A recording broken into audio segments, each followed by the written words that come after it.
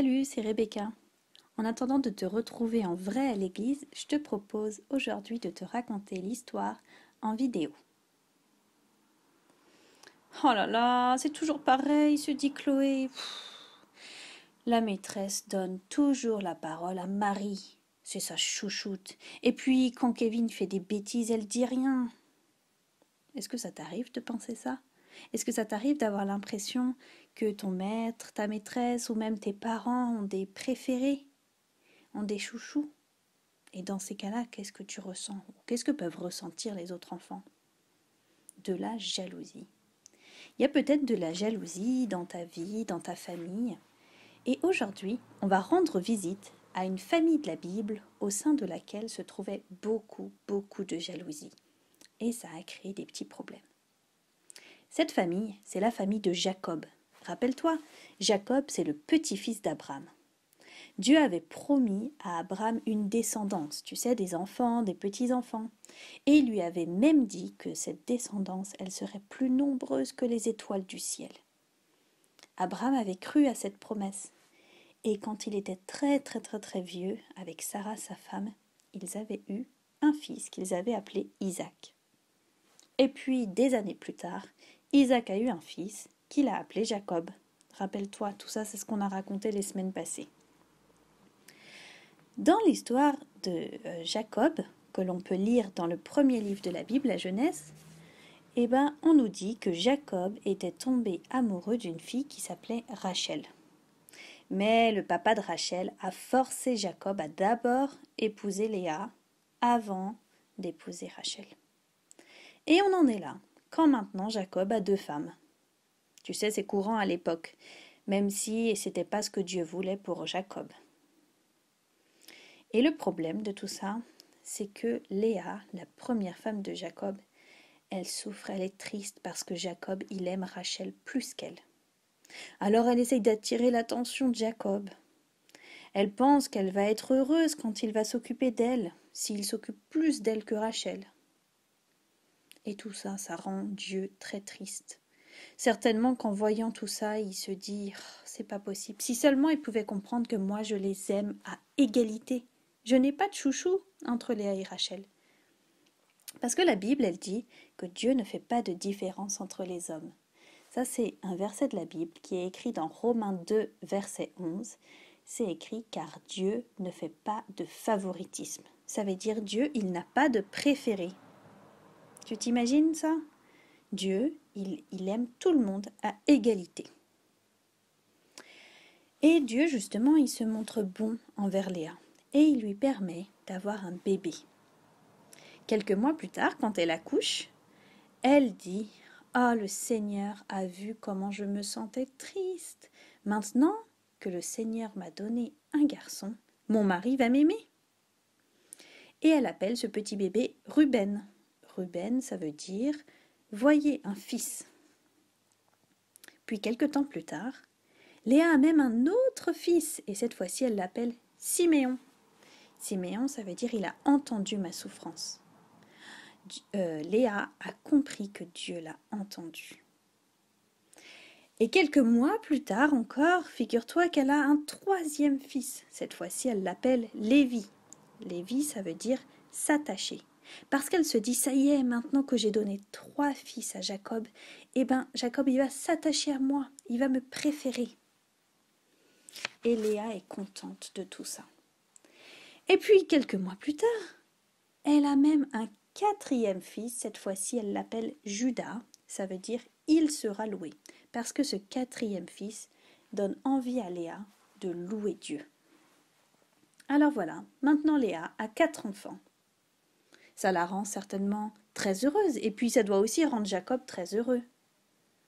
Certainement que les garçons jouaient ensemble. Ils devaient avoir peut-être à peu près le même âge. Et Dieu a entendu toute la tristesse de Léa qui se sentait pas aimée de son mari. Et puis, Dieu a voulu qu'elle se sente aimée. C'est aussi pour ça qu'il lui a donné ces 4 garçons. Parce qu'elle est précieuse aux yeux de Dieu. Figure-toi que toi aussi tu es précieux aux yeux de Dieu. Parce qu'il te connaît et il t'aime.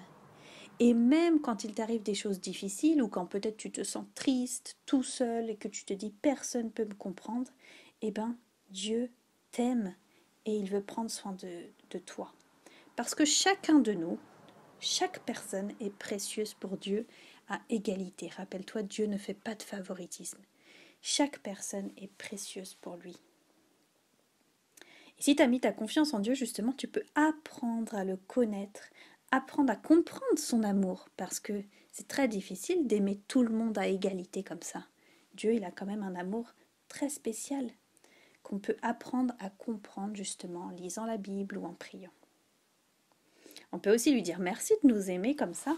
D'un si grand amour, tu sais, dans la Bible, l'apôtre Paul a dit que justement l'amour de Dieu est large, long, élevé, profond. C'est un amour aussi qui est tellement grand qu'on ne peut pas comprendre et qui est éternel. Et on peut remercier Dieu de nous aimer comme ça.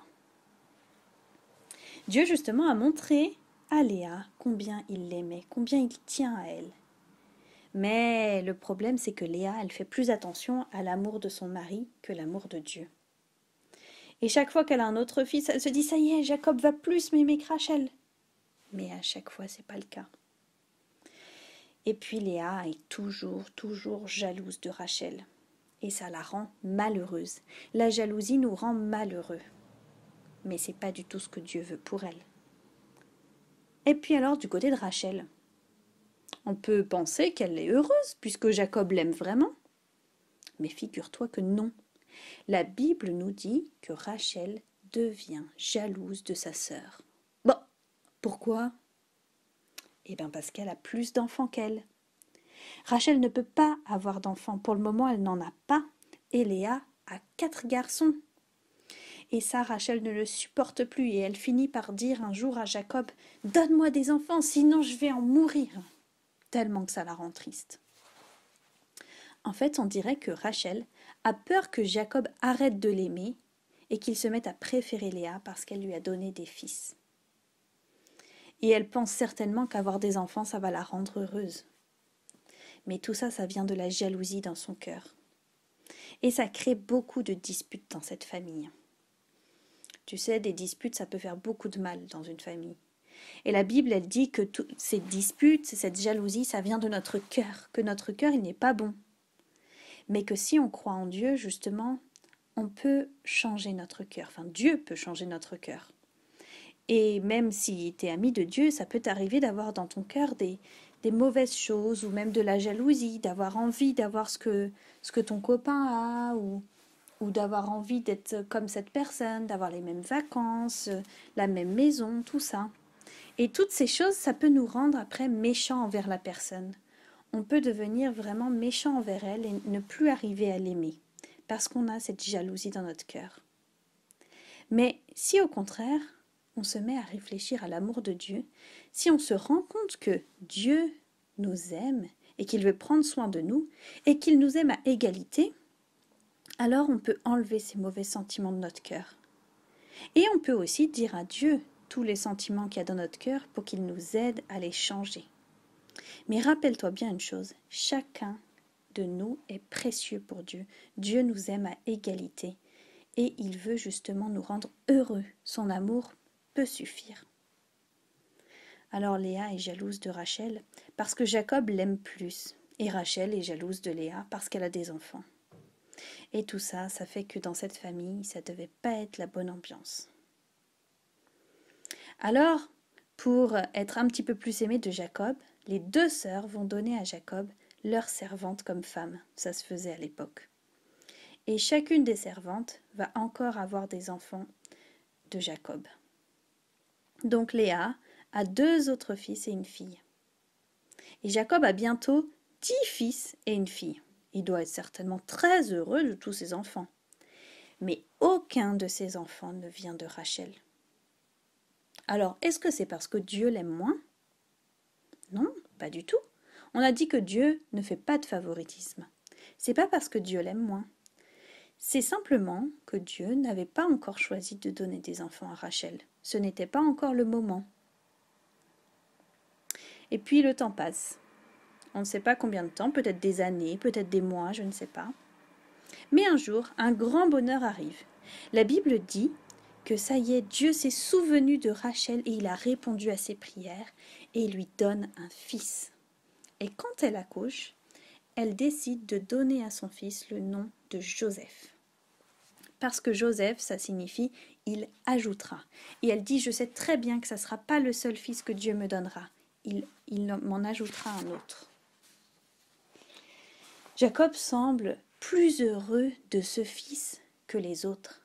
Peut-être parce que c'est le fils de Rachel et que Rachel était sa préférée.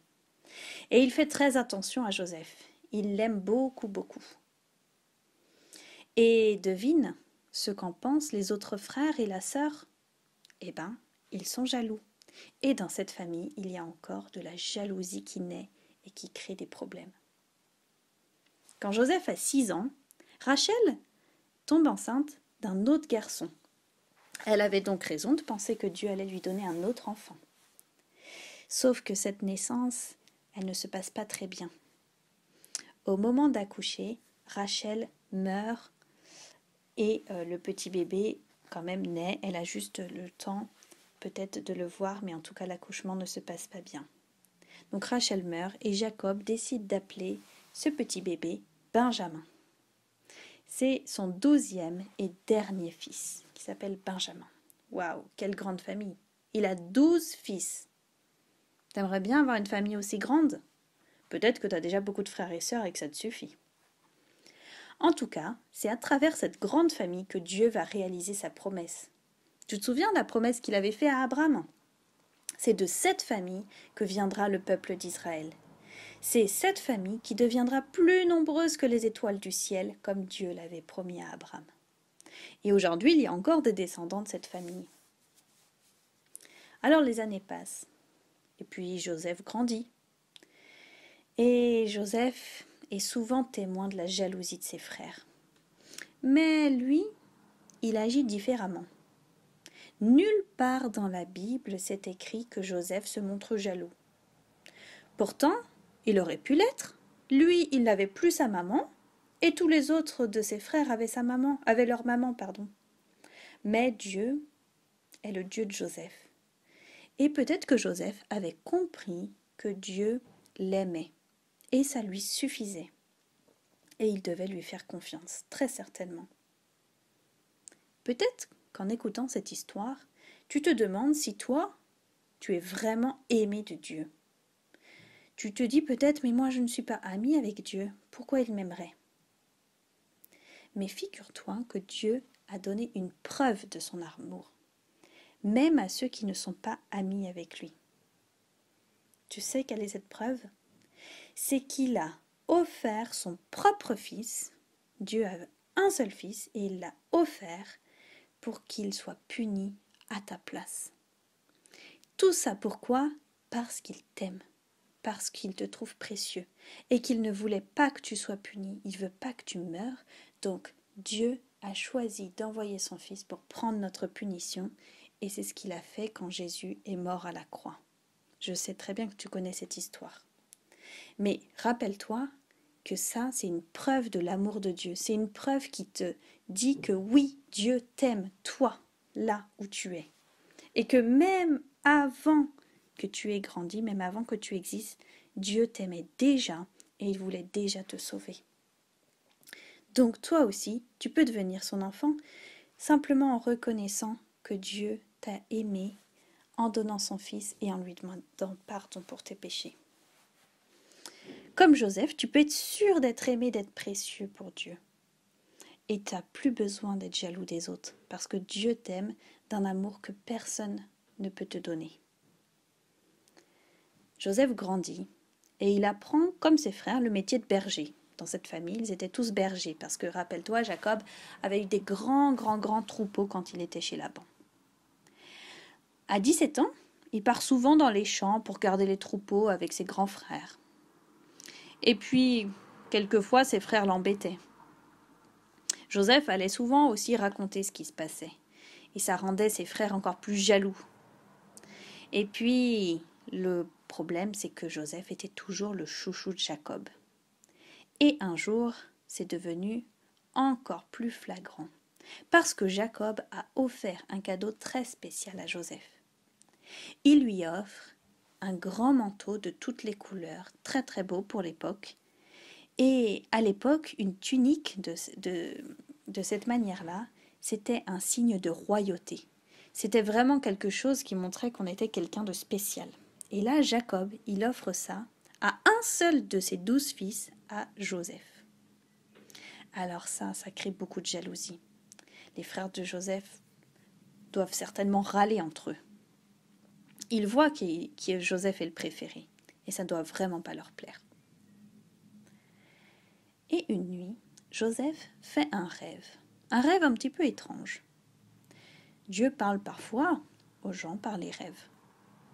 Et bien là, Dieu utilise ce rêve pour préparer Joseph à ce qui va lui arriver plus tard. Et Joseph, lui, le lendemain, il ne peut pas s'empêcher de le raconter à ses frères. Il aurait peut-être pas dû le faire. Dans ce rêve, il leur raconte qu'il était avec eux, en train de travailler dans les champs, et qu'ils étaient en train d'accrocher des gerbes de blé. Mais que tout d'un coup, la gerbe de Joseph s'est dressée, s'est tenue debout.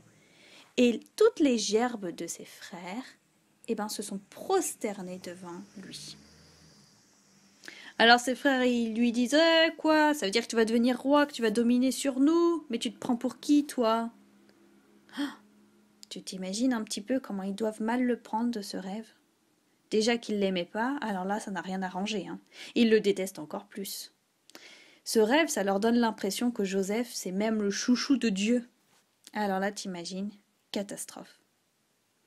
Mais tout cela, c'est en train d'arriver pour le bien de la famille. Et c'est ce qu'on comprendra dans la suite de cette histoire. Les frères le comprendront aussi, mais bien plus tard, des années et des années plus tard. Ce qu'on peut se rappeler pour aujourd'hui, c'est que chacun de nous est précieux pour Dieu. Tu peux lui faire confiance, même si tu ne comprends pas toujours ce qui se passe, même si tu te dis qu'une situation est injuste, tu peux lui faire confiance parce que Dieu ne fait pas de favoritisme, il veut ton bien. Ce que je te propose de faire maintenant ou un moment dans la semaine, c'est de réfléchir. De réfléchir si tu as de la jalousie dans ton cœur, pour justement dire à Dieu, aide-moi à me débarrasser de cette jalousie et aide-moi à comprendre ton amour, parce que seul l'amour de Dieu peut nous suffire. Alors prends un petit moment pour prier maintenant ou dans la semaine quand tu auras le temps et réfléchis à l'amour de Dieu. Rappelle-toi, Dieu ne fait pas de favoritisme. J'espère te revoir très bientôt et je te souhaite un bon dimanche.